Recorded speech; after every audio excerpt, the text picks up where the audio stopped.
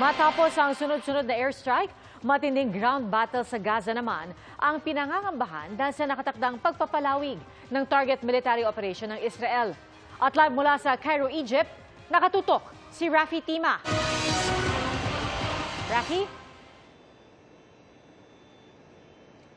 Pia, mag-alas 12 ng tanghali ngayon dito sa Cairo kung saan pa rin tayo nakaantabay sa pagdating dito ng ating mga kababayang naiipit sa Gaza.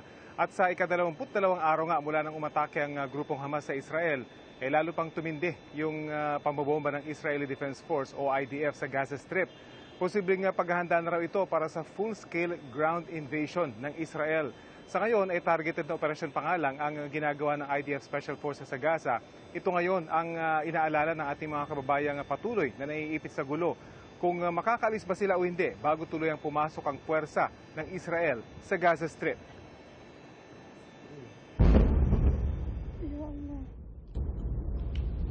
Is it here? No, far.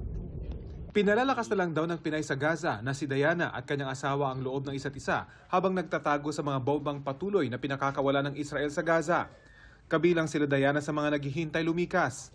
Wala na nilang ligtas na lugar mula sa mga airstrike na dati ay may paabiso pa mula sa Israeli Defense Force o IDF kung saan sila ipatatama.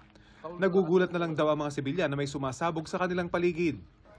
Sa isa pang video na ipinadala ni Diana, makikita kung gaano karami ang nagsisiksikan sa mga eskwelahang ginawa ng evacuation center ng mga residenteng takot na manatili sa kanilang mga bahay. Ayon mismo sa IDF, nakatakda na nilang palawakin ang unay targeted military operation sa loob ng Gaza. Bagay na ayon sa Hamas, pinaghahandaan na raw nila. Kaya mula sa walang tigil na airstrike, posibleng matinding barilan sa bawat kalye at sa bawat nakatayo pang gusali ang susunod na mangyayari sa Gaza.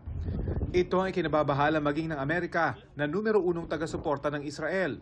Posible raw kasing dumami ang madadamay na sibilyan sa mangyayaring sagupaan. Sa gitna nito, nakapasok na ang team ng International Committee of the Red Cross o ICRC sa Gaza sa pamamagitan ng Rafah Crossing. Dala nila ang medical supplies at water purification equipment para sa mga taga-Gaza. May medical team din kinabibilangan ng mga trauma surgeon. Dahil sa patuloy na pambobomba sa Gaza, umapela naman si World Health Organization Director General Tedros Ghebreyesus sa mga makapangyarihang bansa na agad na itulak ang ceasefire. Imposible raw na maabot ng mga ambulansya ang mga nasaktan at ma-evacuate ang mga pasyente dahil sa pambobomba. Hanggang ngayon, hindi pa rin daw nila makontak ang kanilang mga tauhan sa Gaza para mag-abot ng tulong sa mga tao roon.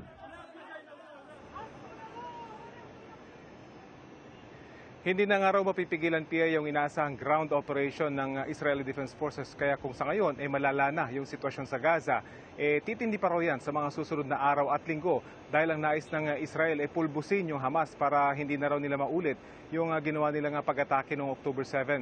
Ayon sa ating mga kababayang nakakausap ko mula sa Gaza, hindi nila ma-imagine kung paano palalala yung malalaman nilang sitwasyon ngayon. Oras na pumasok yung puwersa ng Israel sa Gaza kaya dalangin nila buksan na yung Rafah border crossing para sa mga dayuhang tulad nila at kanilang mga asawa. At yan pa rin ang latest mula dito sa Cairo sa Egypt. Tia?